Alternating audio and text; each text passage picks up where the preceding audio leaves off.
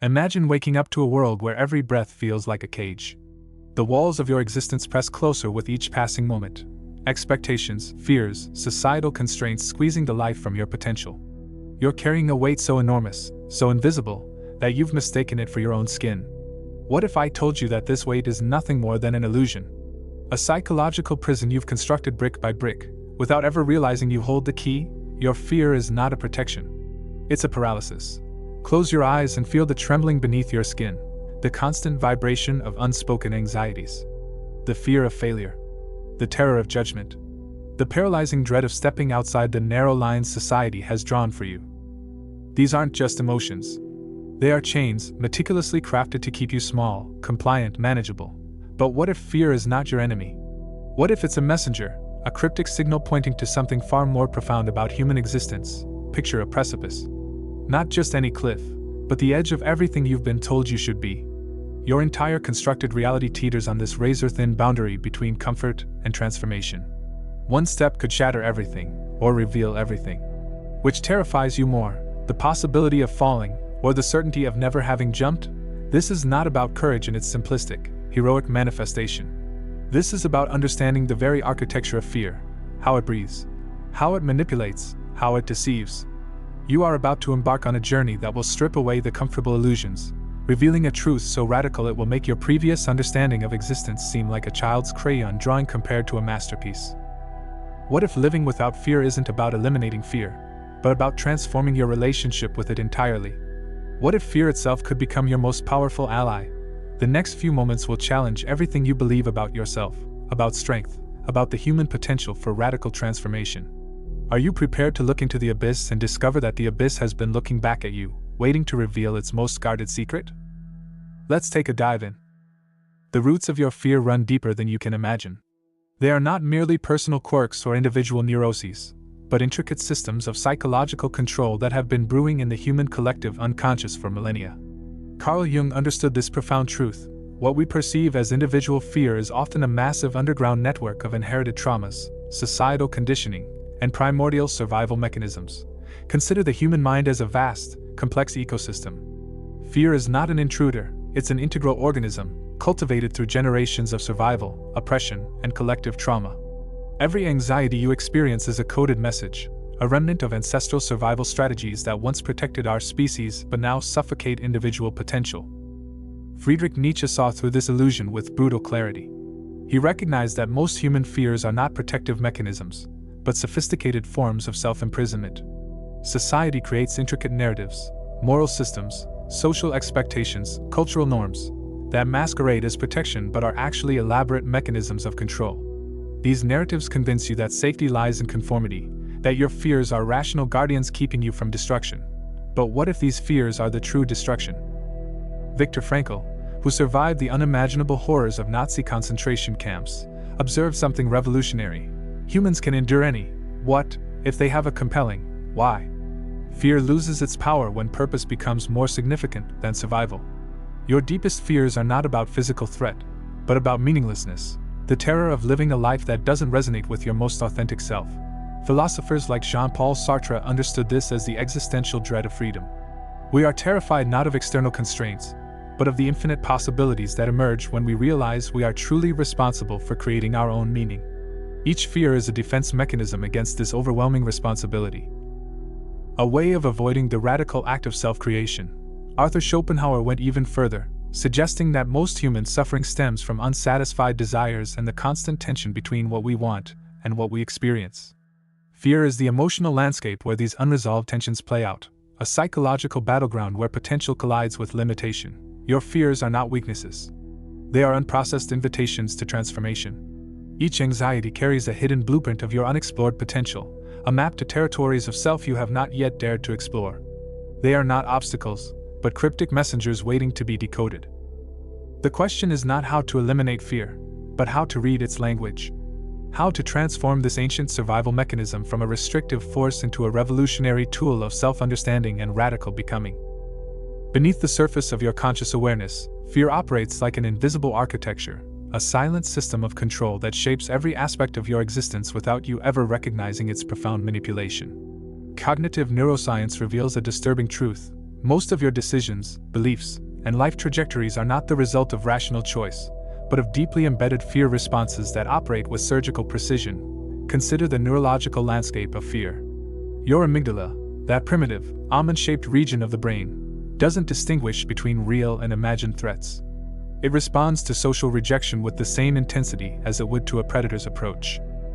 Every time you suppress your true desire, compromise your authentic self, or retreat from a challenging opportunity, you're not making a strategic choice. You're being puppeteered by ancient survival mechanisms that have long outlived their original purpose. Cultural conditioning amplifies this invisible prison. Society has constructed elaborate systems of control masked as protection. Educational institutions, corporate structures, social media, each is a sophisticated fear management mechanism designed to maintain conformity. The most powerful form of control is not force, but the subtle manipulation of your deepest insecurities. You are taught to fear standing out more than you fear mediocrity, to dread failure more than you desire extraordinary achievement. Neuroplasticity offers a haunting revelation. Every time you surrender to fear, you're literally rewiring your brain to become more fearful. Each retreat, each moment of compliance, each time you choose safety over growth, you're constructing neural pathways that make future fear responses more automatic, more instantaneous. You are literally becoming a more efficient fear processing machine. The unseen consequences extend far beyond individual psychology. Collective fear creates societal paralysis. Look around, entire generations trapped in economic systems they despise, relationships that drain their soul, careers that feel like slow-motion suicide. This is not coincidence. This is the systematic result of fear-based conditioning. Cognitive biases like loss aversion ensure you'll always perceive potential losses as more significant than potential gains. The brain is evolutionarily wired to avoid pain more intensely than to pursue pleasure. This means you're neurologically programmed to make choices that minimize risk, even when those choices guarantee mediocrity. But here's the most insidious truth: your fear is not protecting you. It is consuming you. Each moment you allow fear to dictate your choices, you're not preserving your safety, you're sacrificing your potential. You are trading the vast, unexplored landscape of your possibility for a tiny, suffocating territory of perceived security. The most dangerous prison is the one you cannot see, the one you mistake for protection. Your fear is not a shield. It is a slow-acting poison, dissolving your most authentic self, one compromised moment at a time. The rebellion begins with a radical act of self-recognition. Not the comfortable self-reflection you've practiced before, but a ruthless, unflinching examination of the fear that has been silently orchestrating your existence. This is not about motivation or positive thinking. This is about warfare, a strategic dismantling of the psychological mechanisms that have held you captive. Nietzsche's most profound insight was not about conquering fear, but about transmuting it. The German word Umwertung, often translated as revaluation, suggests something more revolutionary than mere resistance. It means completely redesigning the value system that gives fear its power. You are not fighting against fear. You are fundamentally redesigning its meaning. Historical examples illuminate this radical transformation. Look at individuals who transcended seemingly insurmountable limitations. Helen Keller, who became a world-renowned author and activist despite being deaf and blind. Nelson Mandela, who transformed 27 years of imprisonment into a global movement of liberation. Viktor Frankl, who discovered meaning in the most dehumanizing conditions of concentration camps. These are not stories of courage in the conventional sense. These are masterclasses in psychological alchemy, the art of transforming the most devastating circumstances into platforms of unprecedented growth. The counterintuitive solution lies in a complete reframing of vulnerability.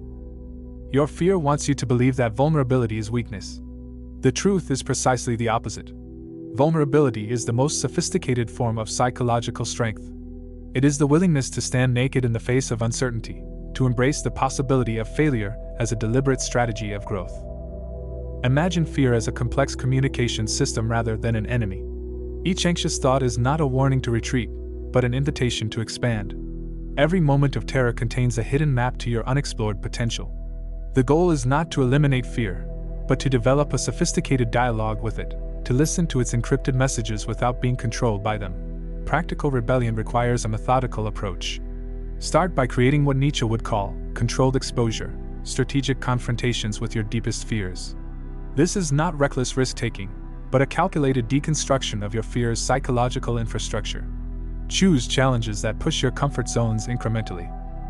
Each small victory recalibrates your neural pathways, demonstrating to your primitive brain that survival is possible beyond the familiar. Develop what psychologists call psychological flexibility, the capacity to feel your fear completely without being consumed by it. This means creating a spacious awareness around your anxieties. Feel the fear. Acknowledge its presence. But refuse to let it dictate your actions. You are not eliminating the emotion, you are changing your relationship to it. The most powerful rebellion is metabolic, a fundamental rewiring of how you process psychological experience. You are not fighting fear. You are learning its language, understanding its architecture, and gradually converting it from a restrictive force into a revolutionary tool of self-discovery. Your fear has been speaking to you all along. It's time you learn to speak back. The ultimate truth arrives not with thunderous revelation, but with a whisper so profound it will reshape the entire landscape of your existence. Living without fear is not about becoming fearless. It is about becoming something far more radical, a conscious architect of your own psychological experience. Your entire life has been a conversation between your potential and your fear. Every moment of hesitation, every suppressed dream, every compromised aspiration, these were not failures, but intricate negotiations with an internal system that you are now learning to renegotiate. Fear is not your enemy. Fear is your most sophisticated teacher, carrying encoded wisdom about your deepest capacities. Nietzsche's concept of amor fati, love of fate, becomes your new operating system. This is not passive acceptance, but an active, almost rebellious embrace of everything that arrives in your experience.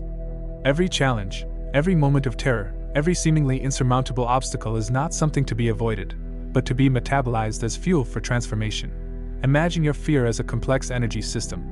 Right now, you've been treating it like a destructive force to be contained.